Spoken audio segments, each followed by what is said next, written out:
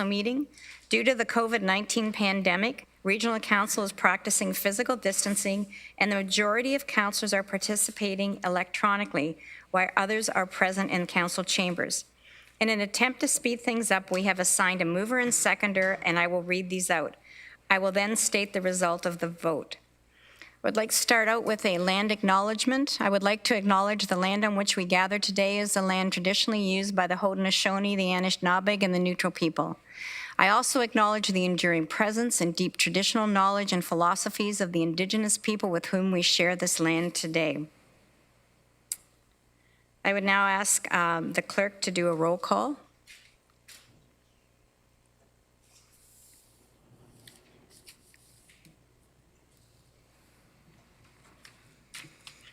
Chair Redman.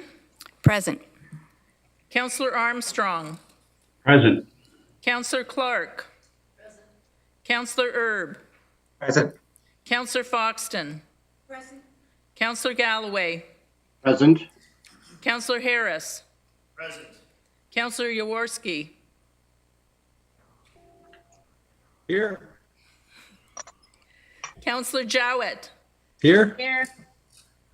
Councillor Kiefer. Here. Councillor Lawrence. Councillor Lawrence. I'll come back. Councillor McGarry. Here. Councillor Nowak is absent. Councillor Shantz. Here. Councillor Strickland. Here. Thank you. Councillor Verbanovic. Present. Councillor Lawrence. Here. Thank you. I would now entertain a motion to reconvene in open session. This is moved by Councillor McGarry, seconded by Councillor Shantz. I would ask you to use your yes and no icons if you're participating remotely, and all those in the chamber, please raise your hand in the affirmative. That is carried. Thank you, colleagues. Declarations of pecuniary interest under the Conflict of Interest Act. Are there any? I would declare a pecuniary interest regarding the LRT settlement coming forth from closed session due to my son's employment.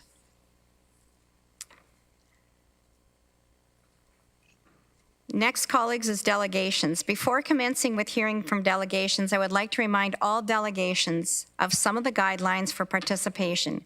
Please leave your video or camera turned off and your microphone or audio muted until you are called upon to speak. Delegations will be allotted 5 minutes to speak, and I will provide a 1-minute warning reminder when your 5 minutes is nearing completion. We also ask that you leave the meeting once your issue has been addressed. You are then welcome to watch the remainder of the meeting being webcast live via YouTube. If you conduct yourself in any of the following manners, it will result in an immediate removal from the meeting: interrupting councillors, staff, or other delegations, derogatory statements about councillors, staff, or others, turning your camera on at inappropriate times, and hate speech or defamatory comments. I will now call upon the delegations as they are listed on the agenda. First speaker we have is Amy Smoke, a petition demanding the land back camp in Victoria Park.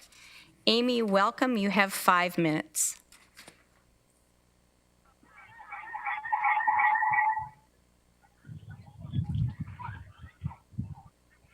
I don't know why that video is not working. Sego, I believe the video was supposed to be shown as part of my presentation. Amy, did you supply it to the to council? Does staff have that? Oh, okay.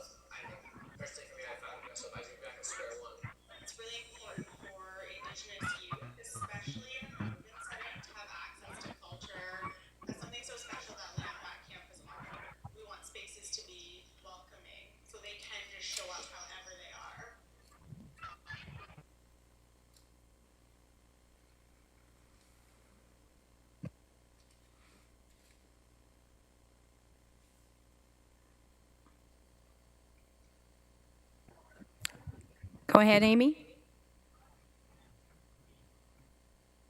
Sigo Suwego, Amy Smoke, Gets, Skinyoka Ni'i. I am Mohawk Nation Turtle Clan.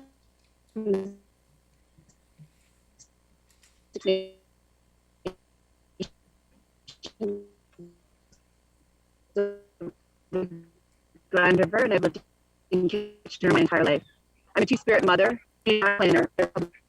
I graduated with a Bachelor of Arts in Social Development Studies from the University of Waterloo, a Bachelor of Social Work from the University of Waterloo, and a Master's of Social Work in the Indigenous Field of Study from Waterloo University. I am also a formerly homeless, incarcerated sex worker and drug addict. I'm 44 years old. I did not grow up in my culture or on the races for First Nations, Métis, and Inuit people, such as Healing Seven Generations and White Owl. The post-secondary Indigenous centers helped me find my identity, my voice, my strength, and my pride.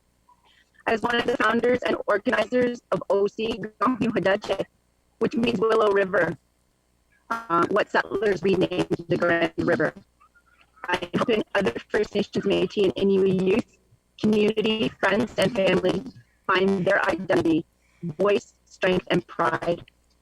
As you saw in the video, for whatever reason, there are First Nations, Métis, and Inuit youth who have not been able to access their culture, their songs, their language in this urban space. While organizations like Healing Seven Generations and White Owl and the post-secondary Indigenous spaces address gaps in accessing culture, we have quite obviously here seen a gap that we are filling for the youth that participate in Land Back Camp. In fact, those mentioned organizations deserve more funding, more resources, more space, and more accolades. Land Back Camp is different. We don't want to replicate the services provided by these organizations. With the dozen or so youth that participate daily in land-based workshops, gardening, recycling, foraging, art, and connecting with Mother Earth have clearly demonstrated their desire for something different.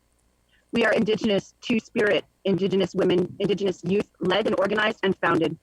We have reclaimed a space that has historically founded your cities and your region. We have reclaimed a space in one of the most dangerous parks in one of the most dangerous regions. Adding in the overt and everyday, all day racism from settlers walking, jogging, and running by, we have managed to hold workshops with materials given by Indigenous community members so that the youth could create, for some of them, their very first medicine pouch. With drums donated by Indigenous community members, we have sung alongside youth and family, some for the very first time. With help from a local mural artist, these dozen or so youth have in 6 weeks created an amazing mural that will be painted on the teepee tomorrow. A local big drum group has shared space with us. A wonderful pipe carrier and knowledge carrier sat around our sacred fire with us. Youth in care in foster homes and those who have aged out of those systems have shared food with us, time with us, and tears with us. All on the land, all at Land Back Camp, all in safe space, in brave space that we have helped create. We have given up the comfort of our homes to live in this space. We don't get paid. We pay rent and bills for those homes, and we don't make a penny here.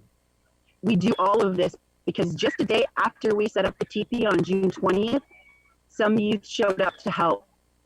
3 days later, more youth showed up. Several weeks later, we became a group of many, rotating our sleeping shifts, feeding ourselves, planting a community garden of protected trees while caring for each other in the land. We have welcomed allies, like accomplices really, while caring for each other because they educated themselves on their own time and know the land they are on and their obligation to it and to us. They help shoulder the burden of educating the settler onlookers who demand our time and our emotional labor. When an Indigenous youth who demanded to be referred to as white, 2 weeks later proudly broke, "I'm an Indigenous youth," I cried. When my 6-year-old daughter corrects my reference to our tent as "It's a teepee, Mom," I smile. When she changes into her regalia, when hand drum circles gather or the big drum arrives, I nearly burst with pride. When my 20-year-old spends evenings with us, refinding her place and identity, I want to cry with joy. This is why I'm here. This is why I will continue this work wherever I need to reclaim space, because whether you meet our 4 requirements, there is always work to do in my Indigenous community. Now, miigwech, kinuskonjun. Thank you, Amy. The next speaker is Laurie Campbell. Laurie, welcome. You have 5 minutes.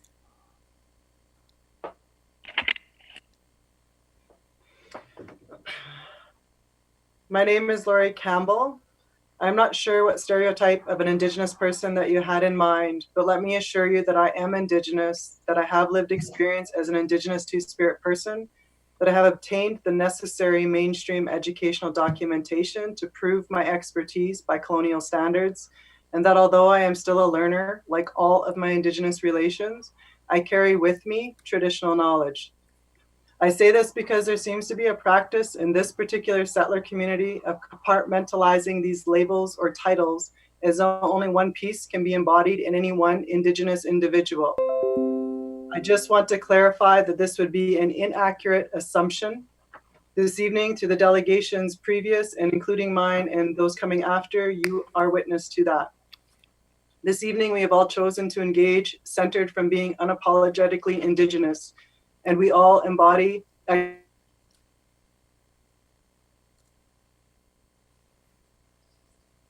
Laurie, you froze.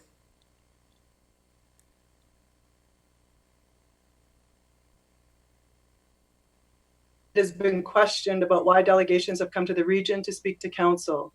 My response is that colonial structural interjurisdictional ambiguity should not override services and supports to those who need it most in the communities that they serve. That being said, I do recognize and am appreciative that it appears as though the region and is working alongside the cities to respond to the needs of the Indigenous community members. Number 2, several different council members have been happy to bring to my attention that not all Indigenous peoples are in support of land back occupation. That is absolutely valid. We are not a monolith. Indigenous peoples are not a homogeneous group. In the same way that I would assume that not all white people within your individual constituent groups actually voted for you to be councillors. Furthermore, yes, there are some amazing Indigenous-led organizations in our region providing services to Indigenous peoples, which Amy touched on, but the land back occupation is filling a service gap that Amy outlined to you in their statement. Referring to the press release, consulting more broadly with Indigenous peoples, presumably to be inclusive of those who are already accessing other services provided, does nothing but replicate more of what the region has to offer, while at the same time further marginalizing those who are falling within the service gaps, such as those who are engaged at land back. Number 3, the unilateral decision by the collective group of the regional and city councils to move forward with a public procurement process seeking someone with Indigenous consulting expertise is not only ambiguous, but is not also something that was asked for. It's ambiguous because it appears as though council has not been specific in seeking an Indigenous consultant, but rather someone who consults with Indigenous peoples. That is something entirely different. Secondly, land back is not asking for you to invest resources to hire a consultant to talk to them, nor to provide education to council. Yes, council needs to invest their own education. However, land back clearly outlines that the region and our cities hire an Indigenous person to lead this work. What this looks like is core funding invested to hire an Indigenous person from the community who has a combination of the expertise, lived experience, and traditional knowledge to lead work that serves Indigenous peoples here. This person's first task would be to put together the advisory circle who will inform them and the chairs and mayors on how to best meet the needs of all Indigenous peoples within the region. Number 4, I want to address 2 other points where there seems to be some confusion. Land back is Indigenous-led for Indigenous peoples, and this is the gap that they're demanding to be addressed. We need our own space and resources invested in our communities so that we can learn from one another, teach one another, and create a healthier community. It is about us and for us, and that's what will create a better region for all of us collectively. This is different than the education outward for council or non-Indigenous community members seeking to learn the pieces that will be later covered by Terre. don't take the resources from Indigenous peoples and direct them toward the teaching of non-Indigenous peoples about us while still leaving us in the gutter. Number 5, and lastly, it was disappointing to have a press release come out that attempted to shape the narrative to appear that the region and cities came to the conclusion all on their own to start advancing what is being termed as reconciliation work. I recognize that there has been a statement to some effect appear in various regional and council minutes from the last couple of years that do mention reconciliation. But let's be honest, this work and this statement that came out today and the forthcoming report were born out of the work and the labor, free labor of the land back occupation that has been occurring for over 60 days in Victoria Park, providing services free of charge to Indigenous peoples in our community. Acknowledgement matters. Thank you. Thank you, Laurie. The next group is Melissa Bowman, Susan Cadell, and Martin Asling, Waterloo Region, Yes, in My Backyard. And you have 10 minutes if you're presenting as a group. Oh, okay. That's good to know. Let me just pull up our notes. We actually just have 2 of us. Martin's not going to speak tonight because we thought we only had the 5 minutes. So anyways, we'll have a little bit of extra time to speak. I'm Melissa Bowman, and tonight I'm speaking on behalf of Waterloo Region Yes in My Backyard, or YIMBY. Our group seeks to welcome more neighbors into our communities, helping to ensure that we are becoming an inclusive and equitable region. We suspect that our elected officials often hear from residents who may be upset with potential changes coming to their community. YIMBY wants to ensure that we also reach out to council when we are in support of new policies, developments, and approaches. As such, we are here tonight to share our support of the land back camp. We believe that their demands are fair and reasonable and will help us to better include voices that are too often underrepresented or even unheard. At many local events and meetings such as this, we heard it tonight, we hear our elected officials offer land acknowledgements, which state and recognize that we are in fact on stolen land. And now we're being presented with an opportunity to take real action that shows we are about more than words and that we are willing to take concrete actions to support our Indigenous peoples. As someone who lives near Victoria Park and uses that space often, I'd be honored to have space returned to Indigenous peoples for gatherings and ceremonial purposes. And I think an advisory committee and paid positions for Indigenous peoples will ensure that these concerns, ideas, and actions are taken seriously and proceed in a positive and appropriate manner. That's my main message, so I'll just pass things over to Susan now, who also wants to speak in support. Thanks, Melissa. There's some questions happening about the order of things. Do those want to be addressed before I continue? Please continue. I'm doing them as the list of as the delegations were registered. So Susan, go ahead. Okay, thank you. Hello, everyone. My name is Susan Cadell. I'm a longtime resident of Kitchener-Waterloo and Waterloo Region, and I live in the Victoria Park neighborhood. I'm a professor of social work at Renison at the University of Waterloo. I'm here as part of the Waterloo Region Yes in My Backyard group, but I want to begin by saying that I am, and you are, and those of us who are not Indigenous all are in the backyard of those who were here before us, hundreds of years before us, and those people who brought the petition before you. I have a master's of social work and a PhD, and in all those years of education, I learned absolutely nothing about Indigenous peoples. As a professor of social work, I am trying to make that different. Our profession is trying to make that different, and we are making that different. In social work, like in politics, there's a lot of painful history that we have to be aware of and that I teach about.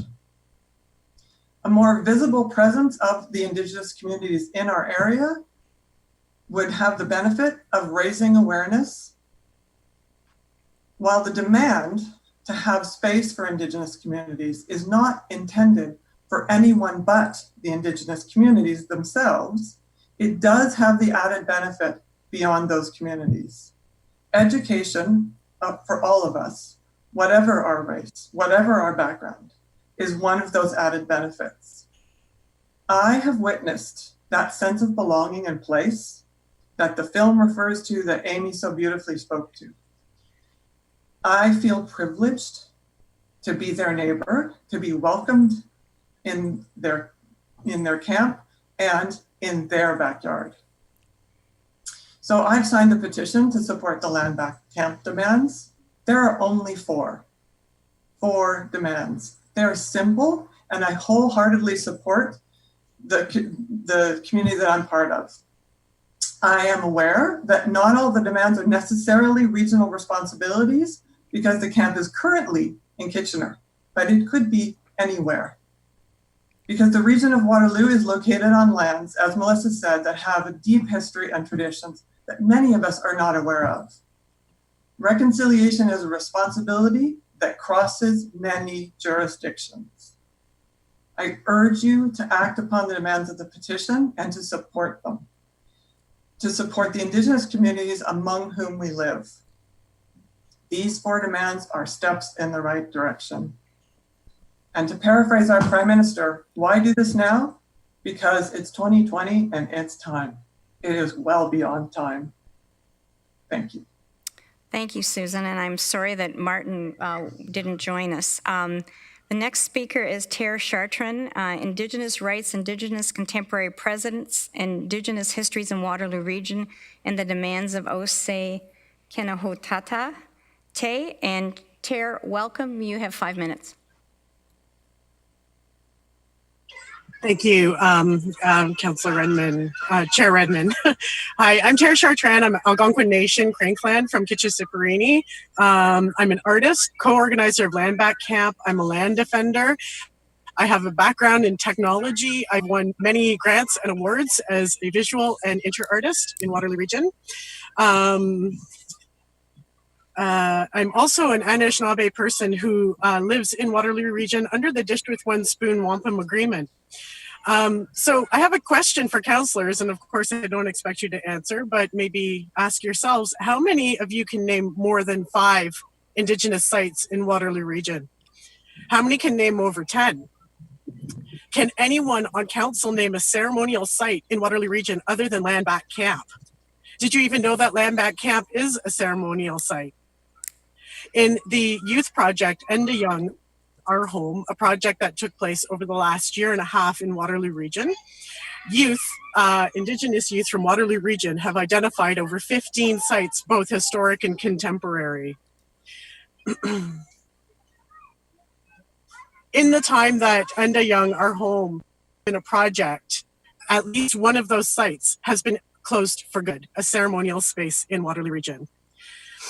This has a great impact on the community, on the Indigenous community.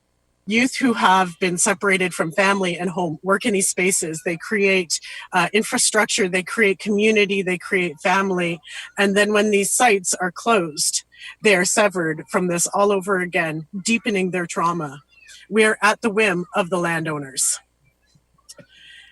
Indigenous to somewhere means to be of the land itself. We are owned by the land as much as we own the land. We are as Indigenous as the plants and animals. In the Huron Natural Village area, there are many Indigenous species.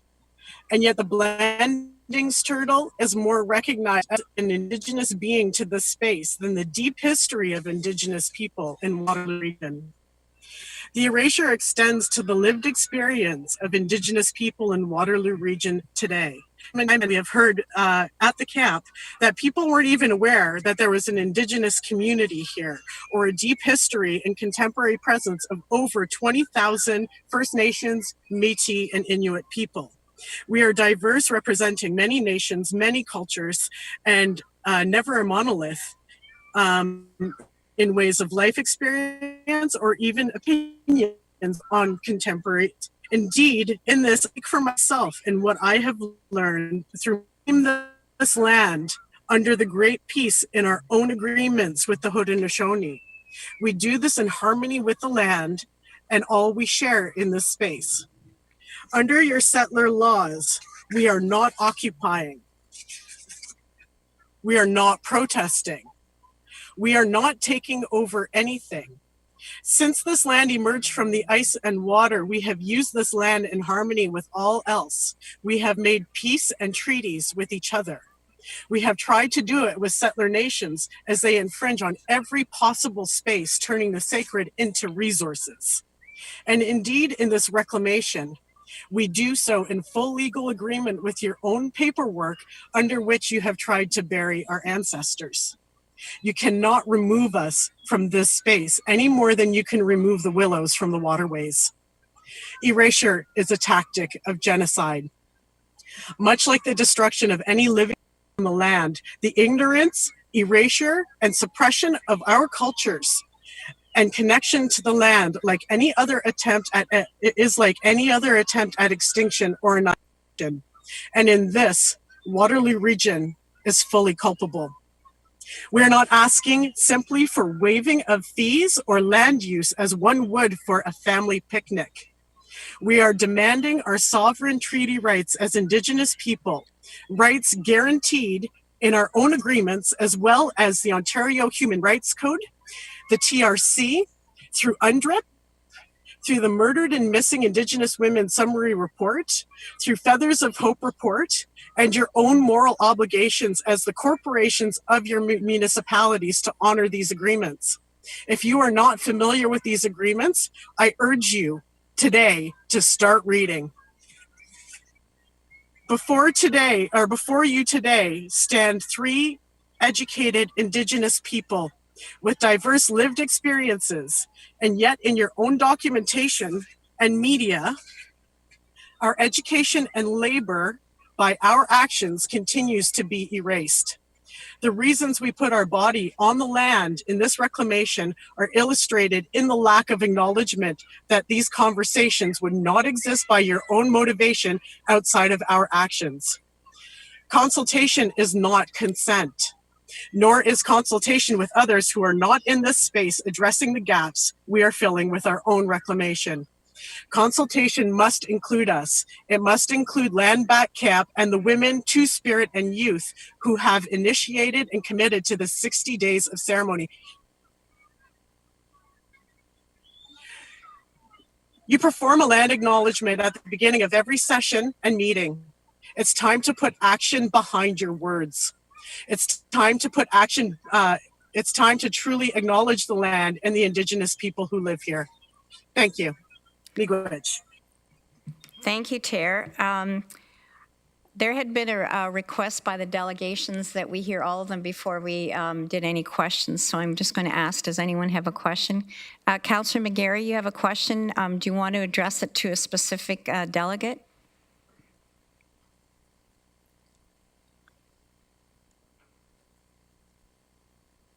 Sorry, I don't have any questions at this time. Thank you. All right. Seeing none, I want to thank all of you for, oh, hang on. We do have a, Councillor Clark, do you have a question? And can you specify which delegation you're requesting it of? It's actually not a question, but a request of Amy.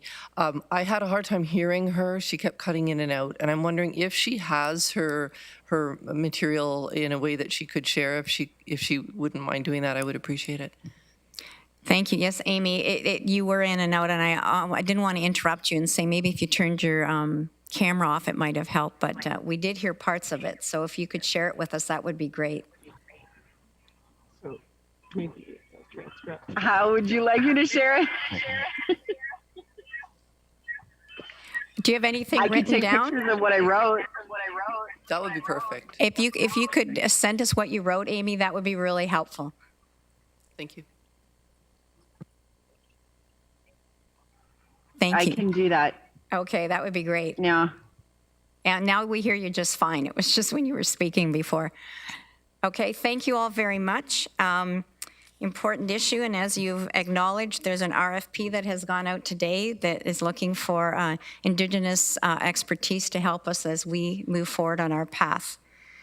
The next delegation is Suresh, Arangath, to wanting to speak to the Beechwood Affordable Housing Pilot Project Design Guidelines and Neighbourhood Communications Strategy. Suresh, welcome. You have 5 minutes. Start. Hello. Go ahead. We can hear you. Okay. I am good support option region. We still use 50 drive to find the phone client region. And then the next household place. Suresh, can we ask you? Suresh, can you turn your video off and maybe we'll hear you better? You're coming in and out. Can you turn your camera off and just speak to us?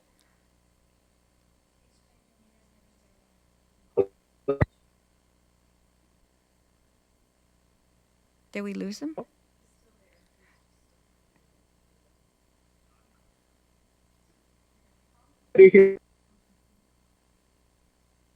Try again. Go ahead. We are all in place. Come it's time to 3 so the any for we think no management to afford unit they own when the low even enough imagine because the problem with the unit there so only you don't Madam Chair. Yes. Madam Chair, I sorry, can the delegation perhaps turn off his camera because that might help. Yeah, well, I suggested that. Could you turn your camera off and see if we can hear you better? You're popping in and out. And if that doesn't work, we have a phone number you can call in.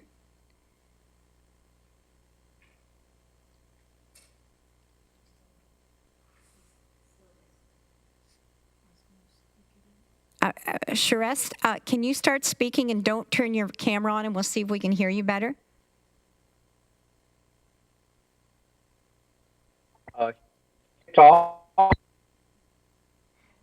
Okay, so do you have a pen? I'm going to give you a phone number. If you don't mind calling in, we'll be able to hear you through the telephone.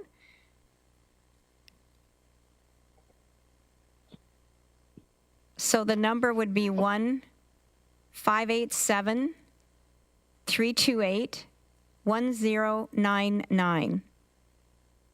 Again, 1-587-328-1099.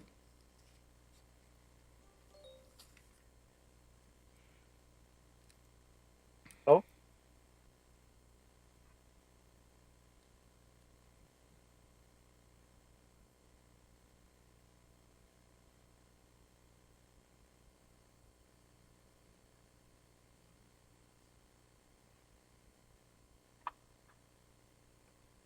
Hello.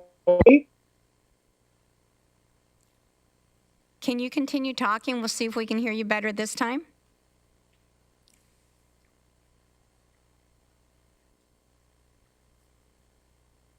Somehow I think you say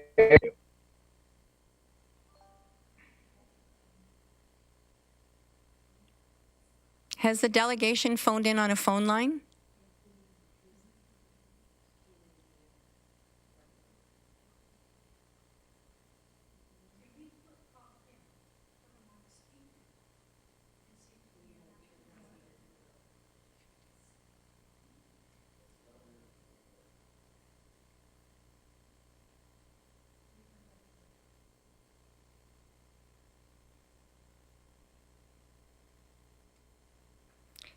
Can you try calling us on the telephone? sure. All right. Do you want the number again? On the telephone, it's 1-587-328-1099.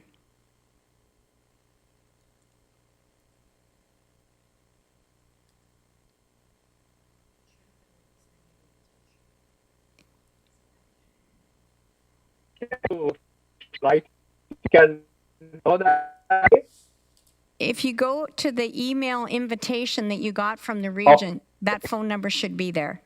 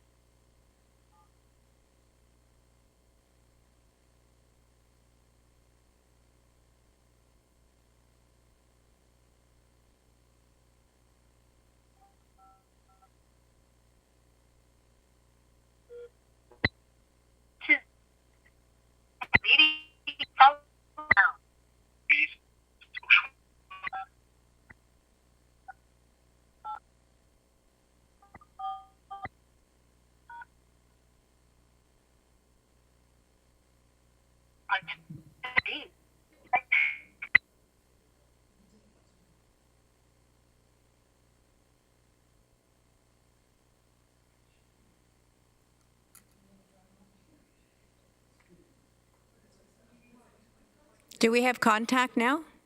He hasn't fully dialed in yet. Okay.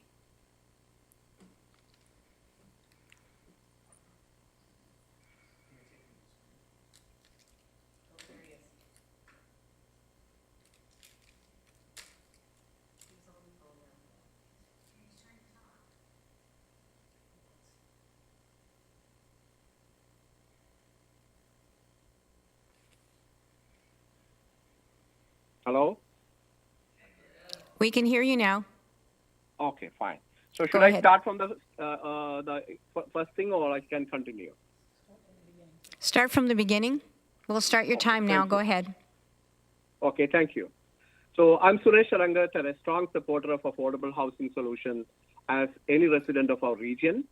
We thank you, Council, for making us feel so good about the pilot project at 555 Beechwood Drive to find a solution to the affordable housing crisis in our region. We understand that there are almost 6,000 or more households waiting for a place to live to balance their income with their housing needs. It's again shocking to hear that the waiting time to find a suitable housing is now 3 to 8 years, depending upon the type and size of the dwelling anyone is looking for. We think that there is no mandatory requirement for the builders to construct affordable housing units on the land they own. When there is a shortage of land in Waterloo, even for the construction of normal houses, we can imagine how difficult it would be to convince the private builders with a profit motive to build affordable housing units in the land they own. So the only option was to use the region-owned surplus land to build as many affordable housing units as possible. I thought that was your intention when you told us the land at 555 Beechwood Drive is being declared as surplus for the purpose of building affordable housing units. But from what I understand, the land will be given to a private builder or a non-profit, and the number of affordable housing units will only be 30% of the total number of units built. Even that 30% will only go for 25 years, or although that also depends upon the builder's decision. I heard that the number of units might be in the range of 100 to 110, if the affordable units equal to 30 to 34. So at this point, the region might not have a clear understanding about the number of units being built in total, since that also will be dependent on the builder's choice. My contention with the region is with the prime piece of land declared as surplus to be used for building a whole lot of affordable housing is actually given to a private builder or even to a non-profit for getting very few affordable housing units, and that also for a limited period. If the region had undertaken the construction of the building, the whole number of units could have been used for affordable housing, also with an opportunity to have an ever-growing asset in the region's inventory. In this lowest interest rate environment, and with a credit rating of AAA for the region, it would have been so easy to avail a debt to construct the building on its own, which would give the region the authority to make decisions in the interest of the citizens of Waterloo region. The debt will be a secured one, and the rent from the housing units could have been used to pay down the debt incurred for this purpose. I hear a lot of excuses for the region not undertaking this task, like the region is an expensive builder or cannot manage the rental units profitably due to various constraints. Although I do not agree to these arguments, which makes me feel that there is a weakness on the part of the council to manage the regional or other staff in controlling the cost. But for argument's sake, if we agree on this, we still could go for a public-private partnership model where the funding and the maintenance will be carried out by a private partner for a fixed number of years, and the operations will be carried out as per the requirement of the region. This will make sure the ownership of the land and the building will remain with the region. With the land and the housing prices going up every year, this could have been a very good capital investment for the region, benefiting the citizens in the years to come. We should start to think providing affordable housing as a public service, which help us to build and manage the housing construction under a traditional or under a P3 model. We, the citizens, strongly request you to go for the public or the P3 model for construction on the land owned by the region, rather than handing over this prime land to a private builder or even to a non-profit. I also heard one of the delegates in an earlier council meeting saying that the construction will be done by a builder named Maxwell, even before the RFP was issued, which I hope is only a rumor. We hope the council will make the right decision to go with the option of building on its own or through a P3 model and use the whole building for affordable accommodation. In closing, I would like to say that if the people of this region have well thought out reasons for determining what happens in our city, the council should give it proper consideration, since you represent us to make our voice heard and not for anything else. Thank you. Thank you very much. I see no questions, so I thank you very much for your persistence in helping share your thoughts with us. And colleagues, the delegation is responding to a motion that's been brought forward by Councillor Shantz and seconded by Councillor Strickland, and it's a recommendation that Regional Council approve the Beechwood Affordable Housing Pilot Project Design Guidelines, Neighbourhood Communications Strategy for 555 Beechwood Drive, Waterloo, Surplus Lands Affordable Housing Project, as presented in the report that's attached, dated August the 11th, 2020. So I see no speakers. I would ask you to use your icons to vote yay or nay remotely, and in the council chambers, raise your hand for the affirmative if you support that recommendation. That is carried. Thank you, colleagues. We'll now have a motion to approve the minutes from the previous meetings as listed. Are there any comments or questions on the minutes? These are moved by Councillor Bravanovich and seconded by Councillor Armstrong. They are listed A through L. I see no questions, so I'd ask you again to use your voting icons if you're joining remotely, and raise your hand to the affirmative if you are in favor of passing those motions as listed.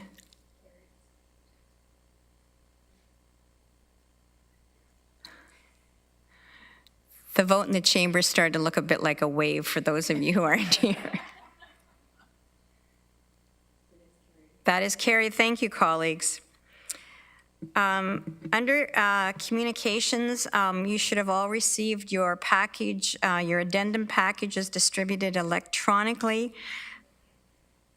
I would draw your attention to one piece of correspondence from the Canadian Association of Municipal Administrators. It's a long service recognition award program, and it was presented to Mike Murray, dated July the 13th, 2020, and his 20-year pin. And oddly enough, Mike is not here to accept it in person, but we wish Mike and Fran the very best in their retirement, and that is a well-earned 20-year pin, because it was never just about the length of time, it was the caliber and the quality of the contributions that Mike made. So Mike, up there on your farm, we wish you well. I would now entertain a motion to go into the Committee of the Whole to consider reports. This is moved by Councillor Clark, seconded by Councillor Erb, that the Council go into the Committee of the Whole to consider reports. Again, please use your icon if you're participating remotely, and we'll see if we can get this synchronized. Put your hand up if everyone's in favor. All at the same time.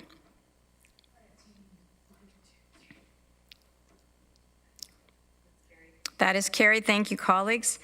Under the reports, we have a motion to accept the finance reports, items A through G. If anyone has any comments, please indicate, put your hand up, and we will take it separately. I notice that Councillor Harris has a question. Go ahead, Councillor Harris. Thank you. I just have a quick question, obviously, on Finance Report A, the Waterloo Landfill West Gas Header Extension. Notice that in this particular case, there was one bidder.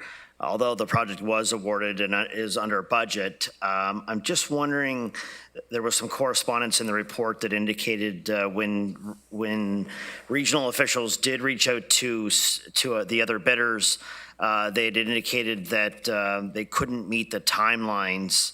I think that was one of the biggest reasons. I'm just wondering what process led to perhaps an aggressive timeline, and were there other reasons why we didn't get more than one bid on this particular project? So I'm looking to Mr. Dyer to perhaps fill in the background. Welcome, Mr. Dyer. Go ahead. Yes, thank you, Madam Chair. I'm not sure I can shed too much light on it. I could perhaps suggest that it's a bit of an awkward time to be issuing a tender at this stage of the construction season. But I can certainly follow up with procurement staff and see if I can shed any additional insight on this for Councillor Harris. Yeah, that would be great. That would be great. And maybe leave it on the questions from council, or we can just have the response provided whenever. Okay, and yeah. I saw Mr. Schmidt momentarily appear and disappear. Mr. Schmidt, did you have something else to add, or are you happy Mr. Dyer took that question? I am happy with Mr. Dyer taking that question.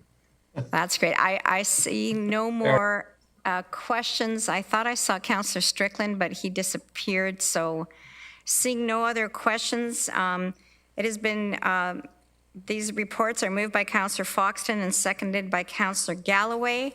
I would ask you to please use your icons if you're participating remotely and in the chamber in unison. Well done.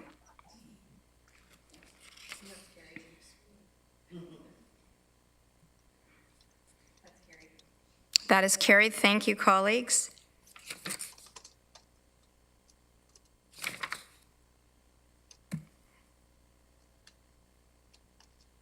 Committee of the Whole.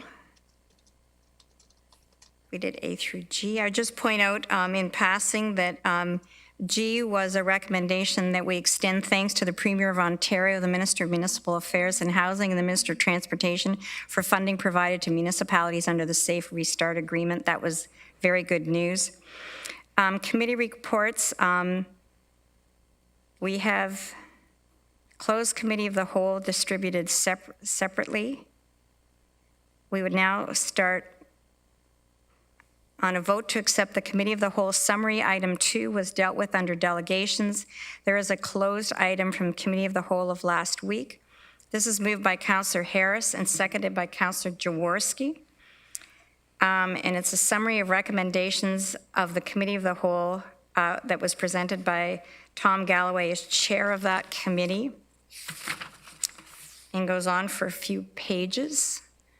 I would ask everybody who are voting remotely to vote, which they already have, and those in the chamber, please vote in the affirmative if you so. That is carried.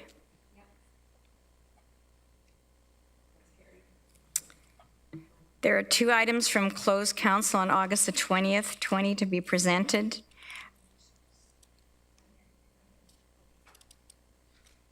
I'm good? Okay. Councillor Foxton's coaching me from the side here. We will now vote to accept the recommendations from closed council. I'm going to take them separately. These are both moved by Councillor Galloway and Councillor Harris. The first item. Oh, sorry?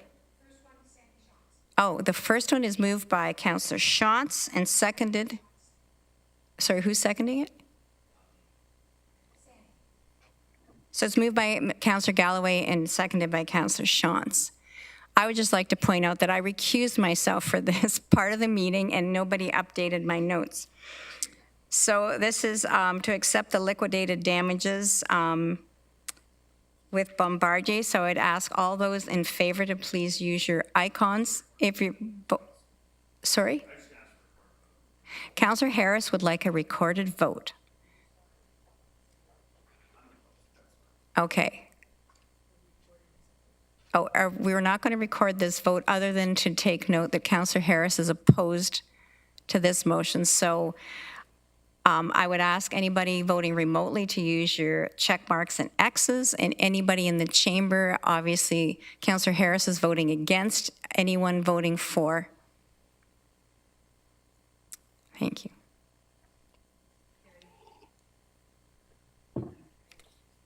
Is that carried? Yes. That is carried. Thank you.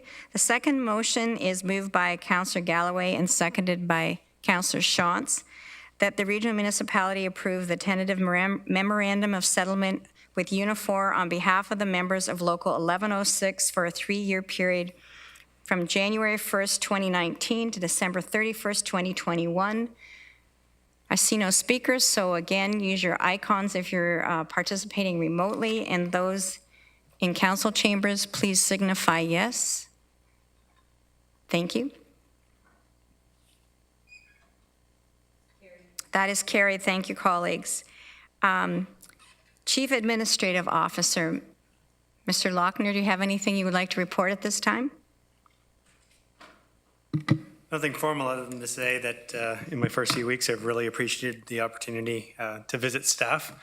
I had all these grandiose visions of getting out and meeting staff, and then COVID got in the way. So I really appreciate the accommodation. The one thing that I have found is whether I've met the tradespeople at the museum or individuals at the water plant or the paramedics, it doesn't matter. All throughout this organization, everybody has one thing in common, and their passion to deliver service for the people of this region. So I'm really excited to be here and glad to be part of the crew. Thank you.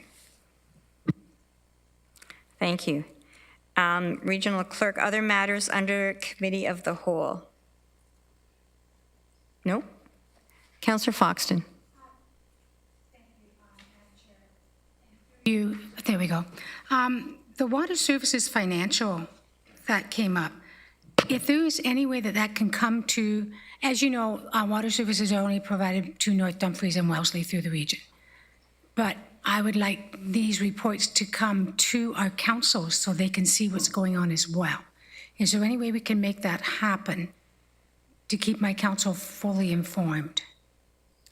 So I guess if I can, Councillor Fox, and through you to staff, and I'm going to buttonhole Mr. Schmidt to start with anyway, how is this information shared with area councils? Through you, Madam Chair, I believe Nancy Kadusik made a presentation on the report that's on the agenda today, which is actually specifically related to regulatory requirements of reporting to the province. Nancy, in her presentations in Wellesley and North Dumfries, committed to going to those councils this fall with the financial information for next year's budget. So we will go and attend and present the budgetary information for the distribution systems to both Wellesley and North Dumfries councils this fall. So this report is the one that, because Nancy told us the report she came to our council was passed a year ago. So it was actually a year old. So this is a year old then? There are two, the report that is in front of council today is not a year old. It is only related to the regulatory requirements of reporting on the financial viability of our water system. I believe the concerns that your council had were with the water budget. So that would have been passed approximately a year ago, and we will come forward to both of those councils and present the water budget, so the budget for 2021, prior to it being passed by the region of Waterloo. Thank you very much. So that satisfies your concern? Thank you, Mr. Schmidt. So the Water financial plan is moved by Councillor Jowett, seconded by Councillor Kiefer.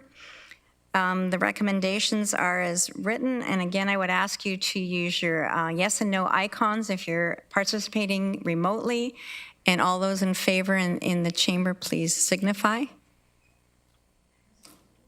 Are you in favor? Okay.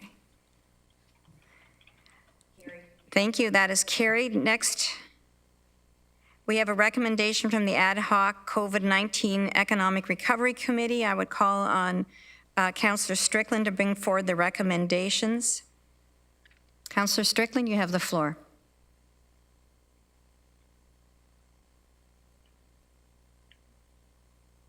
Thank you very much, Madam Chair. You'll see a couple of recommendations in there with respect to our capital budget and how we've had some detailed discussions with our finance crew led by Mr. Dyer around what we may or may not be able to do with respect to some financial tools, including development charges and also the capital budgets. There's a few items in that first recommendation with respect to that. I'd also like to point out that we're going to take a deeper dive into the capital budget when it comes to the budget process.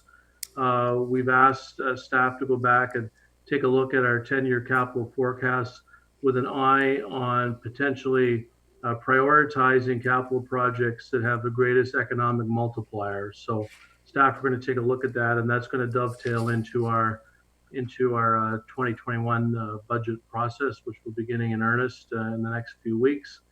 The second recommendation is with respect to planning, and similarly to capital prioritization, is that our planning staff have been really engaged with the area planning staff from the cities and the townships, and really doing their best to expedite planning approvals. And that second resolution is to encourage that work to continue. And further to that, we're going to receive a subsequent report about the digitization of planning applications, which has happened in earnest throughout COVID and has really changed our planning departments across municipalities' approach to planning approvals. You will know that some requirements under the Act specify public meetings. I understand some have occurred digitally, but more than that, it's the exchange of information and documents between planning authorities using digital means, which has helped expedite some of these planning approvals. And so subsequent report are related to that in mid-September. So be happy to answer any questions, Madam Chair, and pleased to move those recommendations, and really pleased to have the support of staff and the other members of the ad hoc committee. Thank you. Thank you, Councillor Strickland. That is moved by Councillor Strickland and seconded by Councillor Lorentz. Are there any questions? Thank you. This is great work. I would ask you again to use your icons if you're... Madam Chair, I had my hand raised. Sorry.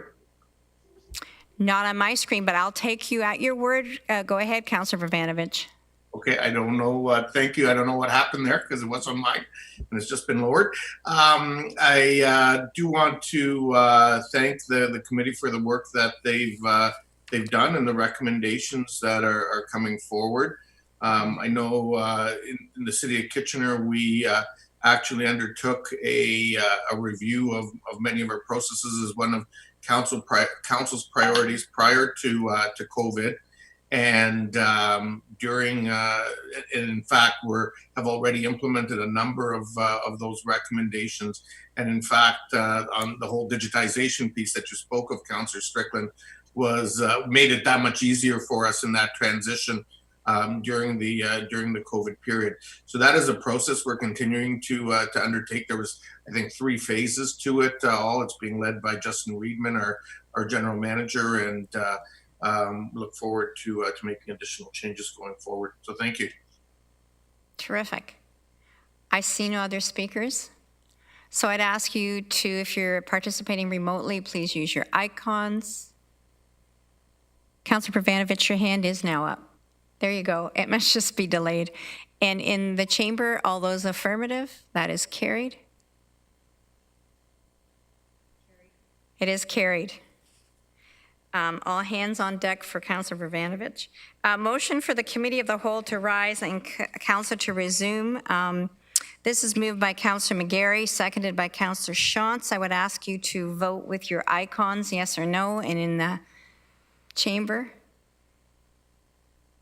Okay, that one was more of a wave, but. That is carried. Thank you, colleagues. The Committee of the Whole will rise and Council will resume. A motion to adopt the proceedings of the Committee of the Whole. This is moved by Councillor Strickland and seconded by Councillor Vrvanovich. All those in favor, please use your icons or your nose, and in that. Yeah, nose. Yes or no. Don't vote with your nose. That is carried. It's not even that late, guys. Council to adopt the proceedings of the Committee of the Whole. Motions, we have a notice of motion, and I'm going to call on Councillor Kiefer. Thank you, Madam Chair. Can you hear me? Everybody hear me? We can hear you.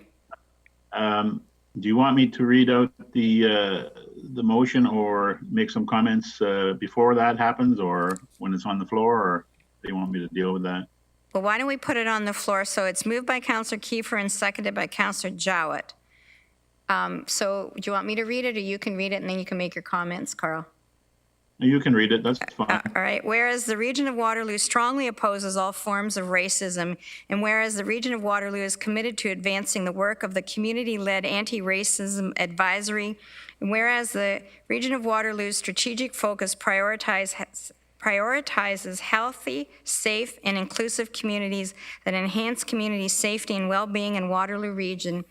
Therefore, be it resolved that the Council requests staff to investigate and report back on options available to the Region of Waterloo to prohibit the public display of symbols of hate and racial intolerance in both public and private spaces, having regard to municipal legislative authority, collaborative with local municipalities with regards to any jurisdictional issues, and requests that the provincial and federal governments provide the Region of Waterloo with an update on their efforts to address hate propaganda. So, Councillor Kiefer, if you have the floor, if you want to make some comments. Thank you, Madam Chair. I do. There's been an increased awareness of hate crime and hate activity in our community over the past few weeks. On June 15th, our council was unanimous in our commitment to acknowledge and address systemic racism in our community and in our institutions. There are many actions that need to come about as a result of this recognition. One of our strategic focus areas at the Region of Waterloo is to enhance community safety and well-being in our region. The hate symbols and racism are examples of public display that we have seen in our community recently, and one of our strategic focus areas at the Region of Waterloo is to enhance community safety and well-being in the Waterloo region. I look for Council's support in this motion to signify to the community that these hate symbols and racism are not welcome in our community, and if passed, I look forward to staff's report. We have been in conversation with other municipalities who are also on this journey, including the town of Collingwood. And I wanted to add one more thing in terms of controversy over the flag, the Confederate flag. I mean, staff's going to do some research and come back with the information. We're not sure, what's jurisdictional or what's not jurisdictional, and that needs to be weeded out. The legalities of whether this can be displayed in private property or public property or no properties at all. So I'm at the mercy of council, and I'd like to hear some of the discussion. Thank you. Thank you very much. You've heard the rationale. You've heard the motion. It has been moved and seconded. Moved by Councillor Kiefer, seconded by Councillor Jowett. I would ask all councillors participating virtually to please use your yes and no icons. And in the chamber, all those in favor?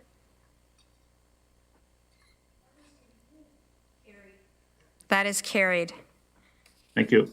Thank you. Thank you, Carl, for bringing that for us. I have no unfinished business. Madam Chair, sorry, was that unanimous? That was unanimous. Oh, good. Maybe the minutes can show that.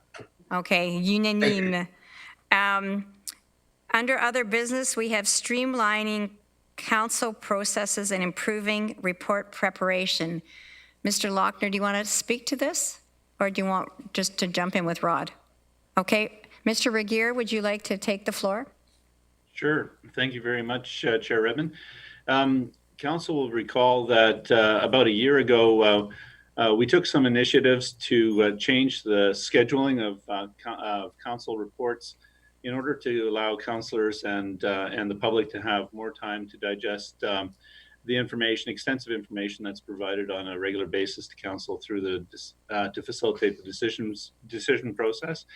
You know, we've become aware, and it's become increasingly clear. And I believe Councillor even referred to it this evening, that the council is dealing with a tremendous amount of information in increasingly complex information to facilitate its decisions in the Waterloo region. And we are just letting council know now that we're working to streamline the process of council report preparation and to provide council with a much condensed and clearer report format so that it'll be easier to digest both by councillors and by the public. So this is a process. It'll take us a little while to fine tune it, but in the next council cycle, you'll start to see some changes already to the report format. And we'll continue in a process of developing staff capabilities to deliver good information at in a way that's easily digested and debated. I want to assure council that in this process, there won't be any change in the amount of information that's available to councillors or the public in the council process. We just are going to. We have a strategy for streamlining and improving the format of the reports themselves. And just like to also let council know that in the next several days, by midweek next week, you'll be receiving invitations for an orientation session to review the new report formats that will be coming out in the next council cycle in September. So that's my update, Chair Redman. I'm available for any questions. Thank you, Mr. Regier. And it looks like Councillor Strickland has a question. Go ahead, Councillor. Thank you very much, Madam Chair, and thanks, Rod. I applaud this initiative from staff. I think the efficient relaying of information in those comprehensive reports to council is very important. So I think it's good that we're taking a look at that. I'd also like you to please turn your eye to this new phenomenon over the past 18 months called the addendum agenda. And, it's just driving me, and I'm sure my fellow councillors, crazy. It's hard to keep track. It's hard to stay on top of it. And I just think that at some point, staff just need to say, cut off for the reports going to council. There is no addendum agenda coming in unless it's, related to clock or string camera items or things of an urgent nature. Because I just think this addendum agenda is just out of control and is affecting our ability to make decisions in a timely fashion. We need more time to consume and to absorb that information in addition to the copious amounts of information that we've received previous to the addendum agenda. So I'd like you to take that under advisement if you would. And I'd also like to suggest, Madam Chair, and not necessarily on the reports, but we're facing a new reality now, which is going to be with us for a long time in terms of electronic meetings.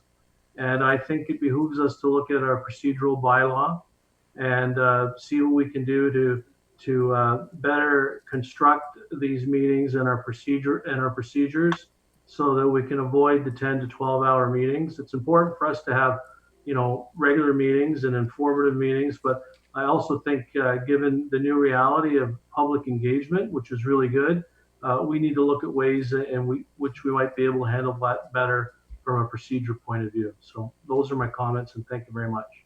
Mr. Regier, do you want to respond to any of those comments? Oh, yes, certainly. Thank you very much, Councillor Strickland, for those comments. We certainly have had conversations about the addendum agenda. We're well aware that that mechanism has become a real burden to the organization, and so we're having discussions about how we can eliminate that last minute crush that adds to councillors' material packages. And I'd like to let you know also that Ms. Fletcher is preparing to take a look at the procedural bylaw, and you can expect a report on that in the relatively near future as well. Mr. Lochner, oh, you're good? Okay. Councillor Foxton. There we go.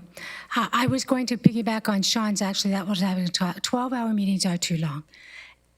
And it's because we've had contentious issues. This is an unprecedented time.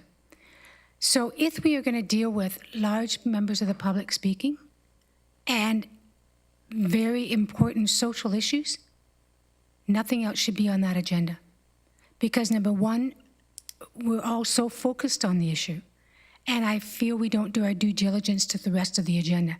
So if it is a hot issue for our society, it should be and maybe even a special council meeting where the delegates can come and talk and allow them that freedom to do so and us to have our full attention on the issue at hand. We have had some really deep issues. We may not need to have her do it again, but I think we will. And so maybe in the procedural bylaw, we look at that as well.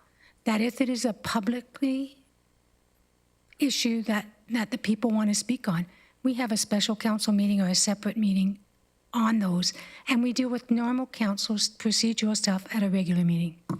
Thank you. Thank you. Councillor Galloway. Well, thank you, Madam Chair. I too wanted to comment on the addendum agenda. It is problematic, there's no question. But I want to highlight the fact that the addendum agenda is a real problem for the public as well. Not just for councillors getting caught up at the last minute, but for those people in the community that are interested in some of these topics and they only come out on the addendum agenda the afternoon before the meeting or very, very shortly before. I've heard from people who said, well, they didn't even realize it was on the agenda. So that is something also that has to be taken into account when it's being reviewed. Thank you for making that point. Councillor Strickland. Thank you, Madam Chair. Just further to Councillor Foxton's comment, I think that having separate meetings, may make sense in certain circumstances. But in our procedural bylaw right now, we have tools in there that we're not putting into place. Just as simple as limiting the amount of time that a delegation can speak. We could institute putting a timer on. Federal committees have that, where you have 5 minutes to speak. The timer's up there. And that helps the people counting down and they know how much time they have, so it's transparent. And I also think that as councillors, we need to discipline ourselves a little bit more. And the procedural bylaw actually says no councillor should speak more than twice to any one issue. So I think there's some things that we can do that are already in the bylaw that will help with our meetings as we go through this new reality of Zoom council meetings. Thank you, Councillor Strickland. Mr. Lochner. Thank you, Madam Chair. Through you, really appreciate the points that Council is making tonight. The good news is I've seen drafts of the work that the Clerk's Office and Mr. Regier and Ms. Arnold, our solicitor, have developed in terms of the topics. And so far, every concern and suggestion that Council has raised is part of that package. So that's the good news. We do hear you. We're in sync. And I think as we engage you next week in orientation, and on an ongoing basis in the coming weeks, your feedback is important, and we will work diligently to ensure we address all of the issues that were raised tonight and more that come in the coming weeks. Thank you, Mr. Lochner. Councillor Bravanovich. Yeah, I was just going to suggest that perhaps one of the things, Madam Chair, that staff can undertake is to reach out to council, and if there are any sort of other suggestions that folks have, they can raise them with staff and they can consider them as part of the process then with whatever report they ultimately come back with and with based on their professional opinion. Thank you, and I do have to underscore what Mr. Lochner said, and I know that Mrs. Fletcher and I and Leanne have talked about possible pilot projects, and I would just really like to underscore the point that Councillor Strickland made, and it really is incumbent on us to hold each other to account and hold ourselves to account. It's that's how it works. It's self-discipline, and there are other things that we can tweak through the procedural bylaws, but there are lots of tools that already exist. We just need to implement them. So thank you for that. That's all very useful. I'll now start a vote to enact the bylaws first, second, and third readings. This is moved by Councillor Armstrong, seconded by Councillor Clark. They're written before you. There's A, B, and C. I would ask you to use your icons if you're participating virtually, and in the chamber, they all raised their hands. That is carried. Now, do we need a motion to go back into camera? Back into close? And we're not going to adjourn? I'm going to adjourn this meeting. Actually, Are we past other business, Madam Chair? we are. Do you have other business, Councillor Galloway? Did I miss that? Well, that's where we were talking about streamlining processes and improving report preparation. Did you have another topic under other business? Yeah, I did. And I was going to raise this at the time of the delegations from the Indigenous community, but it's a little bit broader than that. So I decided earlier today, after getting Ms. Albright's email and the email from Mayors Urbanovic and Jaworski. So I'm not sure if Ms. Albright is still on the call. She's better than that. She's in the chamber. Oh, in the chamber. That's not quite as good as being on Zoom, but that's okay. I'm wondering what Ms. Albright can say in terms of the initiatives that she talked to in her particular email earlier today, vis-a-vis the anti-racism directorate initiative that is also going on, and where they converge, if they converge at all, or where they might converge in the future. It seems like there's a lot of moving parts, and I'm also curious to know what is Council's role in those initiatives that she enunciated, not just the certainly the Indigenous one, but also the other one of which was a more of a general nature. Jane? Through the chair. Thank you for the question. The main focus is to make sure that as a community we are moving forward together on different initiatives, particularly with things like training, capacity building, and different things that eliminate barriers to our programs. So this was a consolidation and a suggestion of the CAOs that is complementary work to the anti-racism secretariat work that is going to be going on. And what we will be doing is looking at opportunities for collaborative learning across the organization and making sure that we're moving in a similar way and not out of step with one another. Some of the things are making sure that we are following best practices together and not reinventing the wheel constantly. So if one of us develops a really strong toolkit for how we participate in smudging exercises, which the region has done, that rather than have other people go off and do it, that we would just share that information.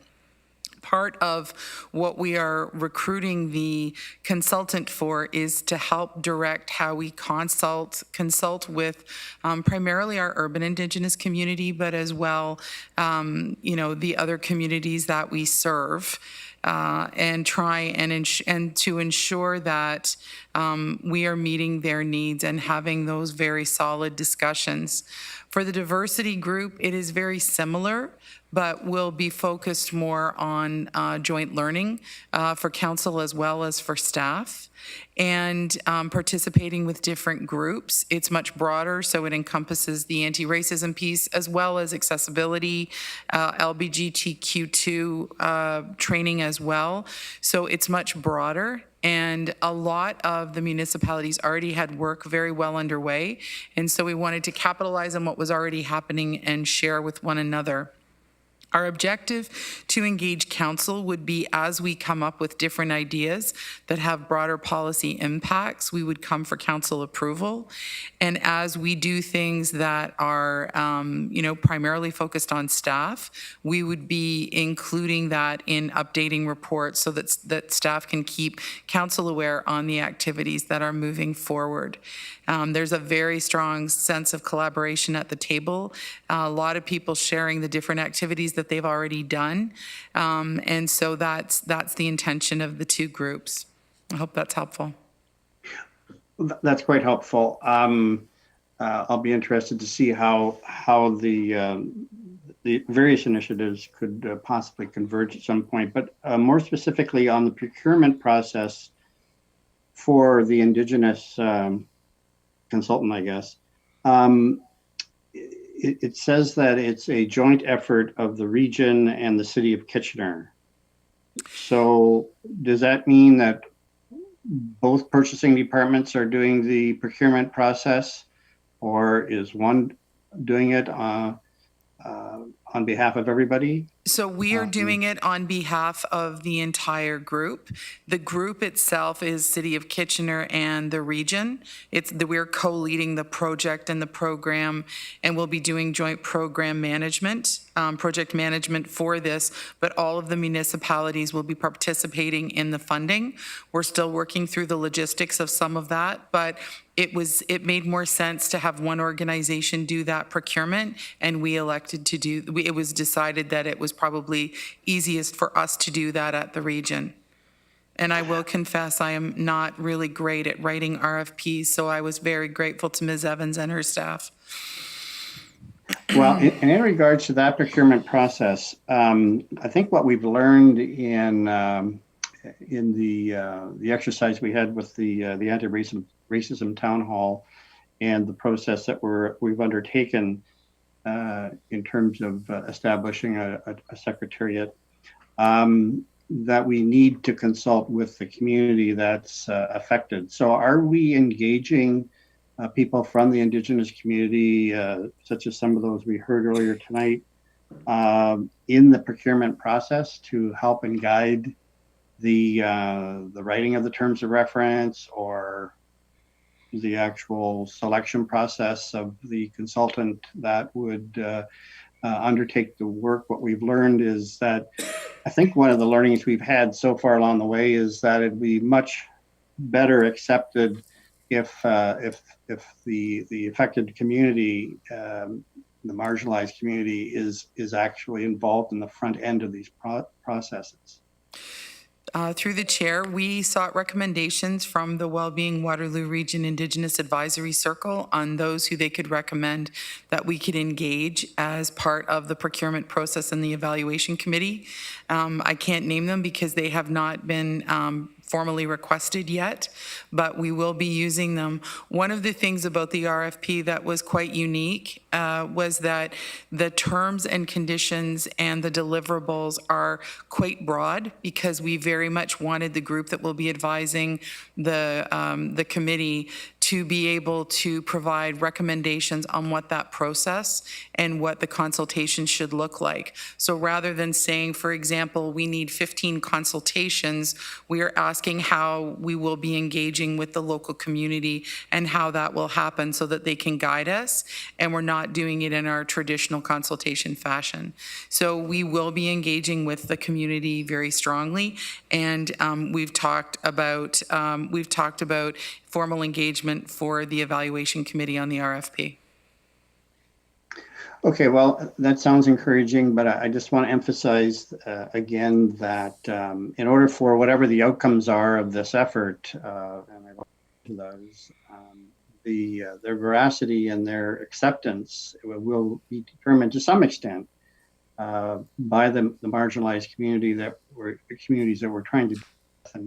and help by their acceptance of the process. And hopefully we will have a lot of buy-in on the process and the selection of the consultant. So I'll leave it at that. And I want to thank you for all the work that has been going into this. Very important. Okay, thank you. Thank you. Councillor Jowett. Yes, I echo Councillor Galloway's questions, concerns, comments.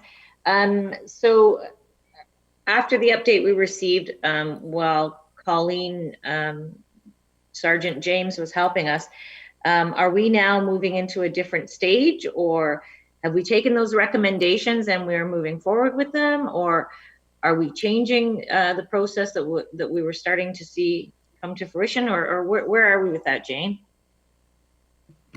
Through the chair, the process is playing out to engage the selection. The selection committee is seeking the nominations, and I'm not sure completely when that's going to close. But this is a complementary process over and above the anti-racism work that was done through the town halls. So these are complementary processes. They're not aligned. There may be some convergence over some of the recommendations that will streamline what we can do, but they are still complementary. And I would say that the anti-racism secretariat work that was undertaken is still ongoing through the chair's office, and we are supporting that work through the diversity unit that we have in my department, but they're distinct, and this is not in any way meant to replace or supplant what's already happening. Okay, that's good to hear, because I really do think a critical error in this is to have staff taking over something that really should be a very clear community initiative, especially in this particular regard. So we are not doing that, are we? We absolutely are not. Thank you. And if I can just underscore, as far as the anti-racism initiative, we have 5 community people who will meet to talk about the terms of reference and vet who the applicants are for the 10 to 14 people who will be the working group. So it absolutely is a community-led process. Oh, thanks for that, Chair Redman. I appreciate it. Okay, thank you. Any other business? So entertain a motion to adjourn, moved by Councillor Erb. Whose hand?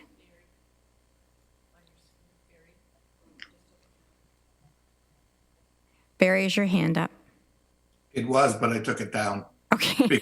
I took it down because you were moving on, so I just left it.